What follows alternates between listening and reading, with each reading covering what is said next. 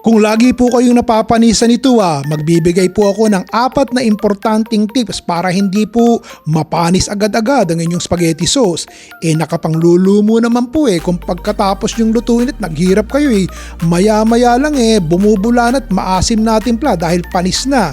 Una po, palabasin natin ang mantika, pagmantikain po muna. Inuuna ko pong lutuin ang ground beef o ground pork kapag ka po ako'y nagluluto ng spaghetti sauce. Ito pong nakikita nyo, ground beef po ang ginagamit ko. 640 grams po ito. Yan po'y pagmamantikain ko muna, lulutuin ko all the way. At kapag ganito na po ang itsura, tsaka ko po ilalagay ang ating sibuyas, sasangkutsahin sandali, isusunod na po natin ang ating bawang, ganun din po, sangkutsahin sandali, halo ng halo at lalabas na po ang mantika niyan, yung tubig ay mawawala na o diretso na po. Tsaka ko po ihahalo ang ating hotdog. Dadamihan ko na po ang paglalagay ng ating asin, ang ating panimplat, maramihan po ang spaghetti sauce na ginagawa ko. Pati din po yung ating pamintang durog, damihan nyo na po, haluin nyo po sandali. Siyempre, Pinoy na Pinoy tayo, may tamis ang ating spaghetti, di po ba? O kayo na po bahalang tumansya, gaano ba katamis ang spaghetti gusto nyo? Ang ilalagay ko po ay 1 kutsara o mas mahigit pa kung gusto nyo pong mas matamis pa. O ganun po. Ilang patak po ng Knorr liquid seasoning kung gusto nyong dagdagan ng lasa nito. Tapos po isang maliit na lata ng liver spread kung gusto niyo pong maglagay, parang kaldereta, no? Lagay po tayo niyan. Kung gusto niyo lang po. Hindi naman po kinakailangan kung may natirang sukli lang kayo sa palengke, lagyan nyo.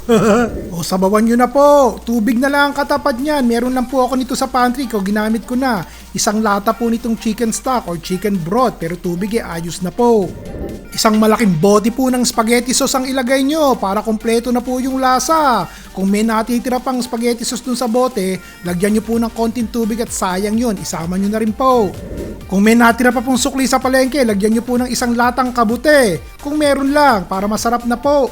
O hindi ko na po tatakpan habang nire-reduce po natin ang ating sarsa at malabnaw pa ito. Pakukuluin lang po natin hanggang sa lumapot po yung ating sarsa.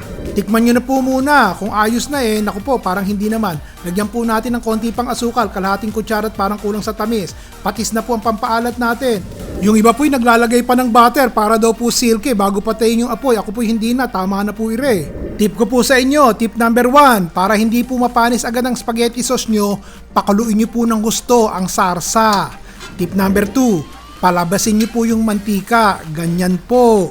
Tip number 3, kung balak nyo pong magsube para sa future use, gawin nyo na po ngayon bago kayo maglagay ng keso. Tip number 4, malamig na po dapat ang spaghetti sauce nyo bago nyo itago sa refrigerator dahil kung tatakpan nyo ito ng mainit pa, magpapawis po at mapapanis agad dahil meron pong kamatis. Ito naman pong white sauce o bechamel sauce. 4 tablespoons po ng butter ang tutunawin natin sa katamtamang lakas ng apoy. Huwag nyo pong hayaang masunog ang butter at maging brown. Tapos po'y dahan-dahan nyo pong ibudbud ang kalahating tasa ng harina, all-purpose flour, at patuloy po sa paghahalo hanggang matunaw ang harina sa butter. Mga 1 minuto lang po yan. Unti-unti nyo pong ihalo ang 1 1/2 tasa ng evaporated milk at timplahan nyo po ng 1 kutsaritang asin at 1 kutsaritang pamintang durog. Tuloy lang po ang halo sa katamtamang lakas ng apoy at mapapansin nyo pong lumalapot na po ito. Isama nyo na po ang ginadgad na keso.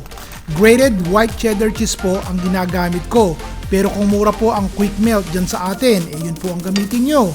Kung sakaling medyo lumapot po ng sobra, lagyan nyo pa po ng gatas para maging maayos na.